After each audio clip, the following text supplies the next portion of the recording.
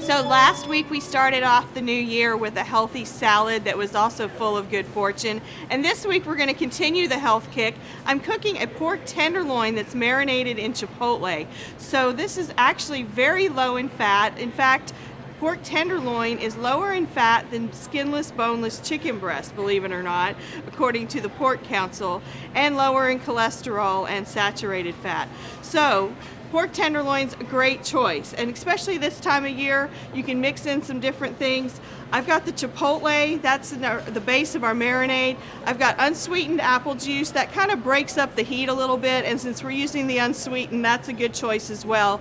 Some red wine vinegar, dried oregano, paprika, salt, and pepper. So mix all that up in your food processor to where it's a nice pasty consistency. And then you're going to get your pork tenderloin into a sealed container and marinate it overnight with all of your marinade ingredients. And then also to go with that, on a bed of apples and red onions, I'm going to place my pork tenderloin. So I've got some apples that I've sliced here, and because pork tenderloin tends to cook up pretty quickly, I sliced my vegetables a little bit on the thin side. And I'm just going to get in a little bit of chicken broth, also a good bit of cinnamon, because that'll give us a little sweetness without any sugar, and then a good spoonful of our marinade.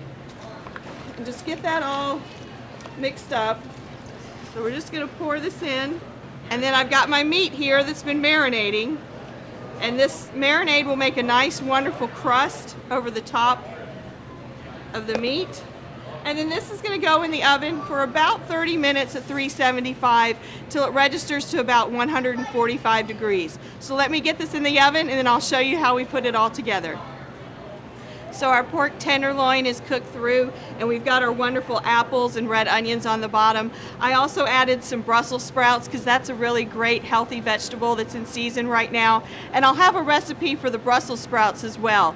It'll sure to win over some Brussels sprout haters in your house. So if you want to find these recipes, you can go to cbs19.tv.